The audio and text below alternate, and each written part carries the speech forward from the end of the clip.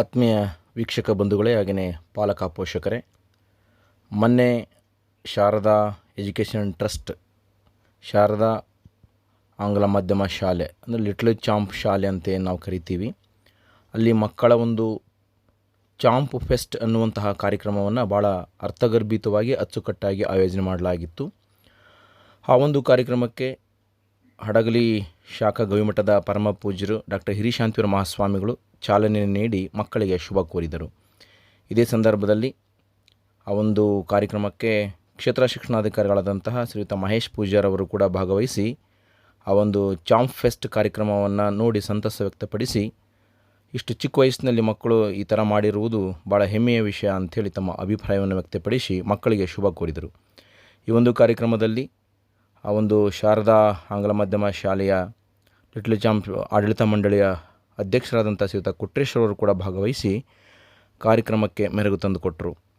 ಈ ಒಂದು ಕಾರ್ಯಕ್ರಮವನ್ನು ನಾವು ನೋಡಿದರೆ ಮಕ್ಕಳಲ್ಲಿ ಇಂಥ ಚಿಕ್ಕ ವಯಸ್ಸಿನಲ್ಲಿ ಕಲೆ, ಸಾಹಿತ್ಯ, ವಿಜ್ಞಾನ, ತಂತ್ರಜ್ಞಾನ ಹೀಗೆ ಅನೇಕ ವಿಷಯಗಳ ಬಗ್ಗೆ ಮಕ್ಕಳಲ್ಲಿ ಆಳವಾದಂತಹ ಜ್ಞಾನವನ್ನು ತುಂಬಿ ಆ ಇಳಿ ವಯಸ್ಸಿನಲ್ಲಿಯೇ ಈ ಒಂದು ಜ್ಞಾನ ಪಾಂಡಿತ್ಯವನ್ನು, ಇಂತಹ ಪರಿಕಲ್ಪನೆಯನ್ನು ಬೆಳೆಸಿ ಇವತ್ತು ಬದಲಾಗುವಂಥ ತಂತ್ರಜ್ಞಾನದ ಕ್ಷೇತ್ರದಲ್ಲಿ ಅನೇಕ ರೀತಿಯಾದಂತಹ ವಿಜ್ಞಾನ, ಕಲೆ, ಸಾಹಿತ್ಯ, ಶಾಸನಗಳು, ಇತಿಹಾಸದ ಗತ ವೈಭವವನ್ನು ಸಾರುವಂತಹ ಅನೇಕ ಒಂದು ಮಾದರಿಗಳನ್ನು ತಯಾರು ಮಾಡುವುದರ ಮೂಲಕ ಮಕ್ಕಳಲ್ಲಿ ವೈಜ್ಞಾನಿಕ ಮನೋಭಾವ, ಹಾಗೆಯೇ ಇತಿಹಾಸದ ಪುಟಗಳನ್ನು ನಾವು ತಿರುವಿ ನೋಡಿದಾಗ ಅಂದಿನ ದಿನಮಾನದ ಪರಿಸ್ಥಿತಿ, ಇವತ್ತು ಬದಲಾದಂತಹ ನಗರಾಭಿವೃದ್ಧಿ, ಹೀಗೆ ಹೂವಿನ ಹಡಗಲಿಯ ಸಂಪೂರ್ಣವಾಗಿರ್ತಕ್ಕಂಥ ಚಿತ್ರಣ, ಹಾಗೆಯೇ ಯಾವ್ಯಾವ ಒಂದು ದೇವಾಲಯಗಳು ಹೇಗಿವೆ ಅವೆಲ್ಲವೂ ಕೂಡ ಜ್ಞಾನಪೀಠ ಪ್ರಶಸ್ತಿ ಪಡೆದುಕೊಂಡಂತಹವರು, ಜೊತೆಗೆ ಅನೇಕ ರೀತಿಯಾದಂಥ ವೈಜ್ಞಾನಿಕವಾಗಿ ಏನೆಲ್ಲ ಬದಲಾವಣೆಯನ್ನು ನಾವು ಕಂಡಿದ್ದೀವಿ ಅನ್ನುವಂಥದ್ದನ್ನು ಮಕ್ಕಳು ಮನಮುಟ್ಟುವಂತೆ ಆ ಒಂದು ಮಾದರಿಗಳನ್ನು ತಯಾರು ಮಾಡಿ ಒಳ್ಳೆಯ ಸಂದೇಶವನ್ನು ಆ ದಿನ ಸಾರಿದರು. ಈ ಒಂದು ಕಾರ್ಯಕ್ರಮಕ್ಕೆ ಆಗಮಿಸಿದಂಥ ಎಲ್ಲ ಪಾಲಕ ಪೋಷಕರು ಅಂದರೆ LKG, UKG, 1st to 5th standard ತನಕ ಕೂಡ ಎಲ್ಲ ಪಾಲಕ ಪೋಷಕರು ಈ ಒಂದು ಕಾರ್ಯಕ್ರಮವನ್ನು ಕಣ್ತುಂಬು ಸಂತಸ ವ್ಯಕ್ತಪಡಿಸಿದರು. ಏಕೆಂದರೆ ಇಂತಹ ಸಣ್ಣ ವಯಸ್ಸಿನಲ್ಲಿಯೇ ಮಕ್ಕಳಿಗೆ ಇಂತಹ ಪರಿಕಲ್ಪನೆಯನ್ನು ಮೂಡಿಸುವುದೇನಿದೆ ಅಲ್ಲ, ಅದು ಜ್ಞಾನದ ಭಂಡಾರವನ್ನು ಹೆಚ್ಚಿಸಿದಂತೆ. ಮಕ್ಕಳು ತಾತ್ವಿಕವಾಗಿ ತರಗತಿಯ ಕೋಣೆ ಒಳಗಡೆ ಪಾಠ ಕೇಳಿದರೆ ಪ್ರಾಯೋಗಿಕವಾಗಿ ತಾವೇ ತಯಾರಿಸಿದಂಥ ಮಾದರಿಗಳ ಬಗ್ಗೆ ಭಾಳ ಅಚ್ಚುಕಟ್ಟಾಗಿ ಮಾಹಿತಿಯನ್ನು ಒದಗಿಸುವುದರ ಮೂಲಕ ಅದರ ಬಗ್ಗೆ ಜ್ಞಾನ ಪಾಂಡಿತ್ಯವನ್ನು ಪಡ್ಕೊಳ್ತಾರೆ. ಮುಂದೊಂದು ದಿನ ಈ ಬಾಲ ವಿಜ್ಞಾನಿಗಳು ದೊಡ್ಡ ವಿಜ್ಞಾನಿಗಳಾಗಿ ಬೆಳೀಲಿಕ್ಕೆ ಇದೊಂದು ಸದವಕಾಶ ಅಂತಲೇ ಹೇಳ್ಬೋದು. ಏನೇ ಆಗಲಿ, ಹಡಗಲಿಯಲ್ಲಿ ಸದ್ದಿಲ್ಲದೆ ಸುದ್ದಿ ಮಾಡುತ್ತಾ ಮಕ್ಕಳಲ್ಲಿ ಶಿಸ್ತು, ಒಳ್ಳೆಯ ಶಿಕ್ಷಣವನ್ನು ಕೊಡೋದ್ರ ಮೂಲಕ ಈ ಒಂದು ಸಮಾಜಕ್ಕೆ ಅಪಾರ ಕೊಡುಗೆಯನ್ನು ಕೊಡುವಂಥದ್ದು ಶಾರದಾ ಆಂಗ್ಲ ಮಾಧ್ಯಮ ಶಾಲೆ, ಲಿಟ್ಲ್ ಚಾಂಪ್ ಶಾಲೆ, ಹೂವಿನ ಹಡಗಲಿ. ಹೀಗೆ ಈ ಒಂದು ಶಾಲೆ ಇನ್ನೂ ಕೂಡ ಹೆಚ್ಚಿನ ದೊಡ್ಡ ಮಟ್ಟದಲ್ಲಿ ಬೆಳೀಲಿ, ಒಳ್ಳೆಯ ಒಂದು ಸಾಧನಾ ವಿದ್ಯಾರ್ಥಿಗಳನ್ನು ಗುರುತಿಸಿ ಸಮಾಜದ ಮುಖ್ಯವಾಹಿನಿಗೆ ಕೊಡುವಂತಾಗಲಿ ಅಂತ ಆ ಶಾಲೆಯ ಎಲ್ಲ ಶ್ರಮ ವಹಿಸಿದಂಥ ನೋಡಿ. ಈ ಒಂದು ಕಾರ್ಯಕ್ರಮ ಯಶಸ್ವಿ ಆಗಬೇಕಾದ್ರೆ ಆ ಶಾಲೆಯ ಮುಖ್ಯ ಶಿಕ್ಷಕರು ಶ್ರೀಮತಿ ಶಿಲ್ಪಾ ಮೇಡಮ್ರವರ ತಂಡ ಅಂದರೆ ಎಲ್ಲ ಶಿಕ್ಷಕ ಬಂಧುಗಳು ಅನೇಕ ರೀತಿ ಶ್ರಮ ವಹಿಸಿ ಕಷ್ಟಪಟ್ಟು ಈ ಒಂದು ಕಾರ್ಯಕ್ರಮವನ್ನು ಅತ್ಯಂತ ಯಶಸ್ವಿಗೊಳಿಸಿದ್ದಾರೆ. ಹಾಗಾಗಿ ಆ ಎಲ್ಲ ತಂಡಕ್ಕೆ ಕೂಡ ಶುಭ ಕೋರೋಣ. ಇವತ್ತೇನು ನಿನ್ನೆ ರಾಷ್ಟ್ರೀಯ ವಿಜ್ಞಾನ ದಿನಾಚರಣೆ ಇತ್ತು, ಅದರ ಪೂರ್ವಭಾವಿಯಾಗಿ 27ನೇ ತಾರೀಕಿಗೆ ಈ ಕಾರ್ಯಕ್ರಮ ಆಯೋಜನೆ ಮಾಡಿದ್ದು ನಮ್ಮ ವಿಜ್ಞಾನಿಗಳ ಗತ ವೈಭವವನ್ನು ಕೂಡ ಮೆರುಕು ಹಾಕುವಂತಿತ್ತು.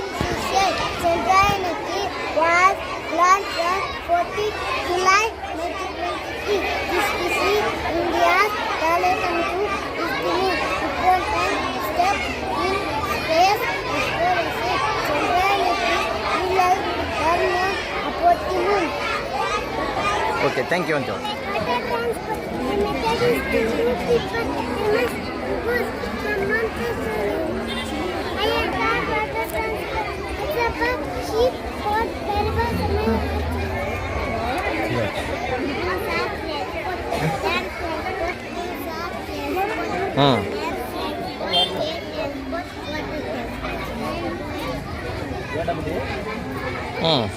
What are the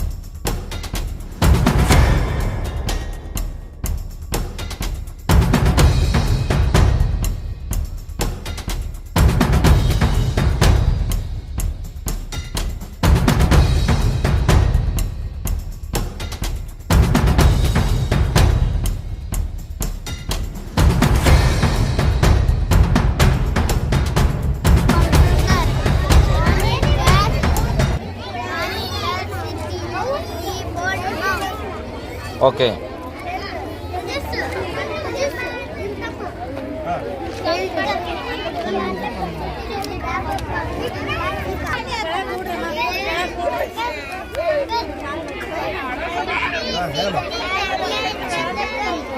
ಸ್ನೇಹಿತರೆ, ಸಮಯವನ್ನು ಪ್ರೀತಿಸೋಣ. ಬದುಕಿನಲ್ಲಿ ಸಮಯವಲ್ಲದೆ ಇನ್ನಾವುದು ನಮ್ಮದಲ್ಲ. ಜನ್ಮ ಅಮ್ಮ ಕೊಟ್ಟಳು, ಹೆಸರು ಮನೆಯವರು ಇಟ್ಟರು, ವಿದ್ಯೆ ಗುರುಗಳು ನೀಡಿದರು. ಸಂಬಂಧ ಬಂಧುಗಳದ್ದು, ಕೆಲಸ ಹಿರಿಯವರದ್ದು, ಕೊನೆಗೆ ಈ ದೇಹದ ಅಂತ್ಯವೋ ಇನ್ಯಾರೋ ಮುಗಿಸುತ್ತಾರೆ. ಈ ಪಯಣದಲ್ಲಿ ನಮ್ಮದು ಅಂತ ಇರೋದು ನಮಗಾಗಿ ಸಿಕ್ಕ ಸಮಯ ಮಾತ್ರ. ಸಮಯ ನಿಲ್ಲೋದಿಲ್ಲ, ಸಮಯ ನಿಲ್ಲಿಸಲು ಸಾಧ್ಯವಿಲ್ಲ, ಅದು ನಮ್ಮನ್ನೂ ನಿಲ್ಲಲು ಬಿಡೋದಿಲ್ಲ. ಕೆಲವೊಮ್ಮೆ ಕೆಲವರ ಸಮಯ ಸರಿ ಇರೋದಿಲ್ಲ. ಯಾರ ಸಮಯ ಸರಿ ಇಲ್ಲವೋ ಅಂಥವರೊಂದಿಗೆ ಖಂಡಿತ ಆಪ್ತರಾಗೋಣ. ಯಾರ ನಿಯತ್ತು ಸರಿ ಇಲ್ಲವೋ ಅಂಥವರಿಂದ ಖಂಡಿತ ದೂರವೇ ಇದ್ದು ಬಿಡೋಣ. ಬಹಳ ಸಮಯದಿಂದ ಒಟ್ಟಿಗೆ ಇದ್ದೇವೆ ಅನ್ನೋದರಿಂದ ಉತ್ತಮ ಸಂಬಂಧ ಅಳೆಯುವಂತಿಲ್ಲ. ಬಹಳ ಸಮಯದಿಂದ ಎಷ್ಟು ಕಾಳಜಿ, ಪ್ರೀತಿ, ಗೌರವ ಹಂಚಿಕೊಂಡಿದ್ದೇವೆ ಅನ್ನೋದರಿಂದ ಉತ್ತಮ ಸಂಬಂಧ ಅಳೆಯಲು ಸಾಧ್ಯ. ರೂಪಾಯಿ ನೋಟನ್ನು ಬೆಳಕಿಗೆ ಹಿಡಿದು ಅಸಲಿಯೋ ನಕಲಿಯೋ ತಿಳಿಯಬಹುದು. ಹಾಗಂತ ಮನುಷ್ಯ ಅಸಲಿಯೋ ನಕಲಿಯೋ ತಿಳಿಯಲು ವಾಟರ್ ಮಾರ್ಕೂ ಇರೋದಿಲ್ಲ, ಸಿಲ್ವರ್ ಲೈನೂ ಕಾಣೋದಿಲ್ಲ. ಇದ್ದರೆ ಒಂದು ಹಿಡಿ ಗಾತ್ರದ ಹೃದಯದೊಳಗಿನ ವಿಶ್ವಾಸ ಮಾತ್ರ. ಇನ್ನೊಬ್ಬರ ಕೆಟ್ಟದ್ದನ್ನು ಚರ್ಚಿಸೋಣ, ಆದರೆ ಇನ್ನೊಬ್ಬರಿಗೆ ಕೆಟ್ಟದ್ದನ್ನು ಬಯಸದೇ ಇರೋಣ. ಜೀವನದ ಎಲ್ಲ ಸುಖ ಹಣದಲ್ಲಿದೆ ಎಂದು ಅರಿತವರಿಂದ ಭ್ರಷ್ಟಾಚಾರ ನಡೆಯುತ್ತಲೇ ಇದೆ. ಜೀವನದ ಎಲ್ಲ ಸುಖ ಪ್ರೀತಿ, ಕರುಣೆ, ಮಮತೆಯಲ್ಲಿದೆ ಎಂದು ಅರಿತವರಿಂದ ಇಂದಿಗೂ ಶಿಷ್ಟಾಚಾರ ಚಾಲ್ತಿಯಲ್ಲಿದೆ. ಎಲ್ಲಿಯ ತನಕ ಎಲ್ಲವನ್ನ ಸಹಿಸಿ ಸುಮ್ಮನಿರುತ್ತೇವೋ ಅಲ್ಲಿಯ ತನಕ ನಾವು ಒಳ್ಳೆಯವರಾಗೇ ಇರುತ್ತೇವೆ. ಹಾಗೊಮ್ಮೆ ಅನುಭವಿಸಿದ ಅನ್ಯಾಯವನ್ನು ಬಾಯ್ಬಿಟ್ಟೆವೋ ಎಲ್ಲರಿಗಿಂತ ನಾವೇ ಹೆಚ್ಚು ಕೆಟ್ಟವರಾಗುತ್ತೇವೆ. ಅಸೂಯೆ ಪಡುವವರಿಗೆ ನಿದ್ರೆ ಬೀಳೋದಿಲ್ಲ, ಅಹಂಕಾರ ಪಡುವವರಿಗೆ ಸ್ನೇಹಿತರು ಸಿಗೋದಿಲ್ಲ. ಇನ್ನು ಅನುಮಾನ ಪಡುವವರಿಗೆ ಜೀವನದ ಖುಷಿ ಅನುಭವಿಸಲು ಸಾಧ್ಯ ಆಗೋದಿಲ್ಲ. ಖಾಸಗಿಯಾಗಿ ನಾನು ಎಷ್ಟು ಬೆಳೆದಿದ್ದೇನೆ ಅನ್ನೋದು ಯಶಸ್ಸು ಹೌದು, ಆದರೆ ನನ್ನಿಂದ ಇನ್ನೆಷ್ಟು ಜನ ಚೈತನ್ಯ ಹೊಂದಿದ್ದಾರೆ ಅನ್ನೋದು ನಿಜವಾದ ಯಶಸ್ಸಿನ ಮಾನದಂಡ. ಲೋಹ ಮೃದುವಾದಾಗಲೇ ಮೂರ್ತಿಯಾಗಿ ದೇವಸ್ಥಾನದಲ್ಲಿ ಸ್ಥಾನ ಪಡೆಯೋದು. ವ್ಯಕ್ತಿ ಮೃದುವಾದಾಗಲೇ ಮನುಷ್ಯನಾಗಿ ಜನರ ಹೃದಯದಲ್ಲಿ ಗೌರವ ಪಡೆಯೋದು. ಯಾರೂ ಇಲ್ಲದ ವ್ಯಕ್ತಿಯನ್ನ ಅನಾಥ ಅಂದುಕೊಳ್ಳುತ್ತೇವೆ ನಿಜ, ಆದರೆ ಅಗತ್ಯವಿದ್ದಾಗ ಬಳಸಿಕೊಳ್ಳುವ ಸ್ನೇಹಿತರು, ಸಂಪತ್ತು ಇದ್ದಾಗ ಹೊಂದಿಕೊಳ್ಳುವ ಸಂಬಂಧಿಕರು, ಹಣವಿದ್ದಾಗ ಸಮೀಪ ಓಡಾಡುವ ಬಂಧು ಬಳಗದವರು, ಇವರೆಲ್ಲರ ನಡುವೆ ಇರುವಾತ ನಿಜಕ್ಕೂ ಬಹುದೊಡ್ಡ ಅನಾಥ. ಸಮಯ ಮತ್ತು ನಗು ಜೀವನದ ಎರಡು ವಿಶೇಷ ಅಗತ್ಯಗಳು. ಸಮಯ ಕೆಲವೊಮ್ಮೆ ನಮ್ಮ ನಗುವನ್ನು ಮರೆಸಿಬಿಡುತ್ತದೆ, ಇನ್ನು ನಗು ಕೆಲವೊಮ್ಮೆ ನಮ್ಮ ಸಮಯವನ್ನು ಮರೆಸಿಬಿಡುತ್ತದೆ. ದಿನದ ಆರಂಭದಲ್ಲಿ 5 ನಿಮಿಷ ಬಿಟ್ಟು ಎದ್ದೇಳೋಣ ಎನ್ನುತ್ತೇವಲ್ಲ, ಅದು ಆ ದಿನದ ನಮ್ಮ ಮೊದಲ ಸೋಲಾಗಿರುತ್ತದೆ. ಸಮಯವನ್ನು ಕ್ಷಣ ಕ್ಷಣವೂ ಪ್ರೀತಿಸೋಣ. ಸಮಯದ ಮೌಲ್ಯ ಅರಿತು ಮುನ್ನುಗ್ಗೋಣ. ಸಮಯ ಸಾಧಕತನ ಮರೆತು ಸಮಯ ಸಾರ್ಥಕತನ ನಮ್ಮದಾಗಿಸಿಕೊಳ್ಳೋಣ. ಹೌದು, ಇದು 9ನೆಯ ಓಂಕಾರ. ನಿಮಗೊಂದು ನಮಸ್ಕಾರ. ನಾನು ಓಂ ಗಣೇಶ್ ಉಪ್ಪುಂದ. ಸ್ನೇಹಿತರೆ, ಸಮಯವನ್ನು ಪ್ರೀತಿಸೋಣ. ಬದುಕಿನಲ್ಲಿ ಸಮಯವಲ್ಲದೆ ಇನ್ನಾವುದು ನಮ್ಮದಲ್ಲ. ಜನ್ಮ ಅಮ್ಮ ಕೊಟ್ಟಳು, ಹೆಸರು ಮನೆಯವರು ಇಟ್ಟರು, ವಿದ್ಯೆ ಗುರುಗಳು ನೀಡಿದರು. ಸಂಬಂಧ ಬಂಧುಗಳದ್ದು, ಕೆಲಸ ಹಿರಿಯವರದ್ದು, ಕೊನೆಗೆ ಸ್ನೇಹಿತರೆ, ದೀಪದಂತಿರೋಣ. ಒಂದು ದೀಪ ರಾಜನ ಅರಮನೆಯಲ್ಲಿ ಎಷ್ಟು ಬೆಳಕು ನೀಡುತ್ತದೋ ಅಷ್ಟೇ ಬೆಳಕನ್ನು ಬಡವನ ಗುಡಿಸಲಲ್ಲೂ ನೀಡುತ್ತದೆ.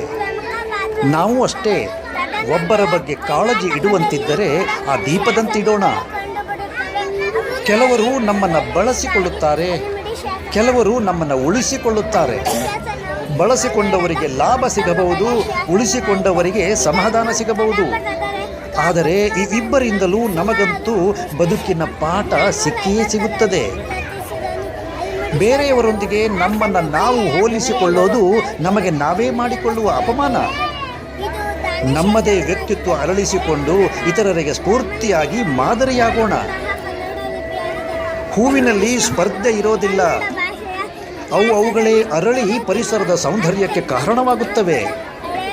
ಕೆಲವು ಹೂಗಳು ಮಕರಂದ ಸೂಚಿ ಸಿಹಿಯನ್ನೂ ಹಂಚುತ್ತವೆ. ನಾವು ಹೂವಿನಂತಾಗೋಣ. ಒಬ್ಬನಿಗೆ ಅತಿ ಹೆಚ್ಚು ಶತ್ರುಗಳಿದ್ದಾರೆಂದರೆ ಆತ ಅತಿ ಹೆಚ್ಚು ಸಾಧನೆಯನ್ನ, ಯಶಸ್ಸನ್ನ ಪಡೆದಿದ್ದಾನೆ ಎಂದರ್ಥ. ಶತ್ರುಗಳು ಅನ್ಯಾಯಕ್ಕಲ್ಲ, ಅಸೂಯೆಗಾಗಿ ಸೃಷ್ಟಿಯಾಗುತ್ತಾರೆ. ನಾವು ಖುಷಿಯಲ್ಲಿರೋದೇ ನಮ್ಮ ಕೆಟ್ಟದ್ದನ್ನು ಬಯಸುವವರಿಗೆ ಸಲ್ಲುವ ದೊಡ್ಡ ಶಿಕ್ಷೆ. ಹಾಗಂತ ಅವರಿಗಾಗಿ ಖುಷಿಯ ನಾಟಕವನ್ನು ಆಡದಿರೋಣ. ತಪ್ಪು ತಪ್ಪಲ್ಲ, ತಪ್ಪಿನ ಅರಿವಾಗದಿರುವುದು ತಪ್ಪು. ತಪ್ಪನ್ನು ಸಮರ್ಥಿಸಿಕೊಳ್ಳುವುದು ಮಹಾ ತಪ್ಪು. ನಮ್ಮ ಪ್ರತಿಷ್ಠೆ, ಅಹಂಕಾರ ನಮ್ಮ ತಪ್ಪನ್ನು ಸಮರ್ಥಿಸಲು ಪ್ರೇರೇಪಿಸುತ್ತದೆ. ಇನ್ನೊಬ್ಬನ ತಪ್ಪನ್ನು ನಾವು ಲೆಕ್ಕ ಇಡಬೇಕೆಂದಿಲ್ಲ, ಅದಕ್ಕೆಂದೇ ಮೇಲೊಬ್ಬ ಕೂತಿದ್ದಾನೆ. ನಾವು ನಮ್ಮಿಂದ ತಪ್ಪಾಗದಂತೆ ಎಚ್ಚರ ವಹಿಸೋಣ. ಯಾವುದೇ ವ್ಯಕ್ತಿಯ ಇಚ್ಛೆ ನಾವು ನಿರ್ಧರಿಸಲು ಸಾಧ್ಯವಿಲ್ಲ, ಅದು ಆತನ ಮನಸ್ಥಿತಿ ನಿರ್ಧರಿಸುತ್ತದೆ. ಆತ ನಮ್ಮನ್ನು ಇಷ್ಟಪಟ್ಟಾಗ ನಮ್ಮ ಕೆಟ್ಟದ್ದನ್ನು ಮರೆಯುತ್ತಾನೆ, ಇಷ್ಟಪಡದಿದ್ದಾಗ ನಮ್ಮ ಒಳ್ಳೆಯದನ್ನು ಮರೆಯುತ್ತಾನೆ. ಅತ್ತಾಗ ಬರುವವರೆಲ್ಲರೂ ನಮ್ಮವರೆಂದಲ್ಲ, ಬದಲಿಗೆ ಯಾರು ನಮ್ಮನ್ನು ಅಳಲು ಬಿಡೋದಿಲ್ಲವೋ ಅಂಥವರು ನಿಜಕ್ಕೂ ನಮ್ಮವರಾಗಿರುತ್ತಾರೆ. ಕೆಟ್ಟ ಸಮಯದಲ್ಲಿ ನಮ್ಮನ್ನು ಬಿಟ್ಟು ಹೋದವರನ್ನು ಅಭಿನಂದಿಸೋಣ.